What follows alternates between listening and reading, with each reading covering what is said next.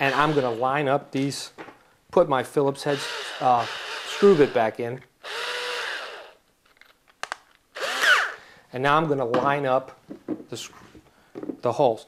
Now what you need to do is I'm using 3/4 inch wood screws with a flat head. And you're going to take your washer that you had, your little O-ring, and you're going to slide that all the way over. And you could see that is, you just want it snug up against that head. Take a close look at that. Okay, now we're going to preseat this and see exactly where we have our holes, and then I'm going to mark it again. This marker's coming in handy so I can mark the 2 holes. There's one, and what I'm going to go ahead and do is drill this one first so that other one is completely lined up. Get your screw gun, start that hole. Should go in there very easily, and it does. Coming out a little bit, bring that screw back out. Okay, and that's going to go right in there. Okay, I'm not going to screw that all the way down yet because we're just kind of pre-fitting that. Let me slide my other little O-ring on there. That's done. And again, I'm going to line it up, screw it on. Get that line nice and lined up. It goes right through. Okay, now that we know that's going to work out fine, I unscrew it, unscrew both of them because it's all lined up. Okay, and we're going to take and put a little silicone in that hole. So each of these holes, put your silicone right in there. Just a little dab. Cover that whole hole so you got it on there. It's nice and secure on there. Now that we have a dab of silicone on each hole, we're going to permanently attach it to our box. All right. Just take your time. Get the holes lined up.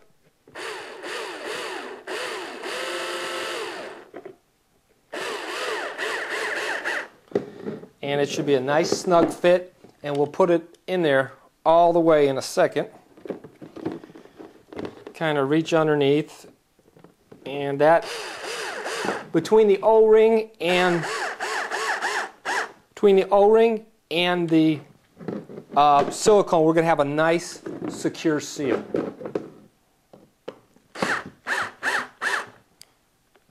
Don't go all the way down because you don't want that seal to come off. And there you have it. And there it is. And then what you do is you take your old stickers, any ones that you have, you just place them all over the box and personalize it. And then what you're going to do is how this works. You fill this up with soap and water. It's really simple. And if you drive on clay, you know how bad that stuff cakes on here. It cakes all over the place.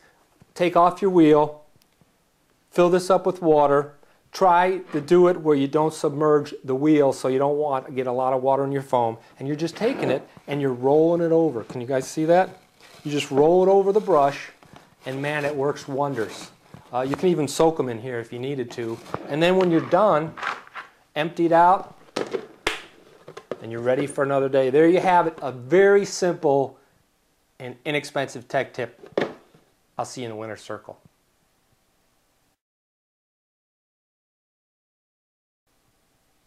I am happy to announce our 2009 Viewer's Choice Award for Nitro Buggy. This year's accolades go out to X-Ray and their amazing 808. The criteria for Viewer's Choice is simple. We base it on what you, the viewer, thought. That included emails received in favor of and our online poll.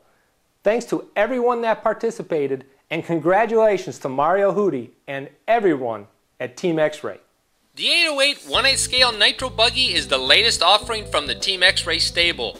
It is bursting at the seams with all new features, including big bore aluminum shocks, new suspension arms with all new suspension geometry, new ultra long suspension pivot arms, and a host of top-notch features you won't find anywhere else. This buggy has everything it takes to get you into the winner's circle. The 808 brings an unprecedented element of quality and completeness to the world of Nitro buggies.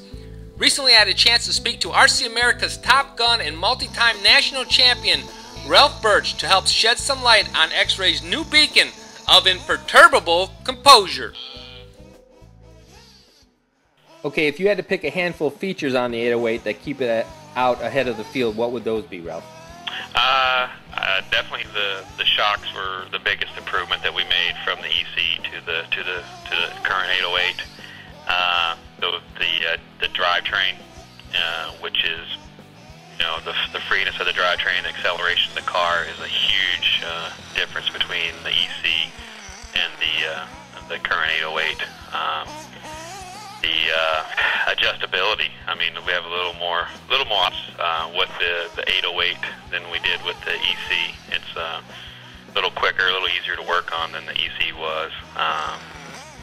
But I guess really and truly, those would be the biggest things there. Okay, now we made it a max power 21 to our 808. It's an insanely fast and torquey Italian power plant. Can you tell me what makes this motor stand out? The biggest thing with the Max stuff is their fit. Most of their stuff, there's not tons of little modifications where they go in and they're grinding on the piston and sleeve and stuff like that. But the biggest thing that because it's all Nova Rossi based, but the biggest thing that the Massimo does is the fit and finish of the pieces. I mean, all the piston and sleeve stuff, that's all hand matched. They spend a lot of time making sure that those pieces are done right, and that the crank, way the crank goes into the case, you know, it's usually a really smooth fit. It's not gonna, a lot of times you get a motor, you get to bang the crank out of the bearings. That's usually not a good thing. So I would say personally, the biggest thing that you're going to get when you get the Max engine is they spend a lot of time with the fit and finish of the engine. Kind of like in keeping in wraps with the X-Ray itself with fit and finish. Now, a lot of our viewers heard of Nova Rossi. They haven't heard of Max Power. Where can they get one? Max Power, I mean, we are the exclusive distributor for that. And there's, we don't have a large dealer base with the Max stuff. Probably the biggest dealer, one of the bigger dealers we have with that would be Ashford Hobbies. But, if you got any of your dealers that carry X-Ray stuff, they can get Max Power. A-Main, we're looking at maybe hopefully having A-Main carry the product soon. But any of our dealers that carry X-Ray can get Max Power. Okay, Ralph, finally, the biggest question, can we expect an electric version of the 808 anytime in the future? I think that is a possibility. They've asked us to do some research for them on that. We actually have one here that we've converted here at the shop, and it is something that we've asked them to really look into. So I think there is a possibility. I don't know if it will be like a complete kit, or if they're going to offer something maybe with the conversion. We really don't know yet, but it is something that we've asked them to look into, and it seems like that they are interested in doing it. So I just don't know when, but I think that it'd be kind of foolish not to consider, because it does seem like that there is going to be a market for that. 8th scale guru and my good friend Chris Fowler made a home movie of some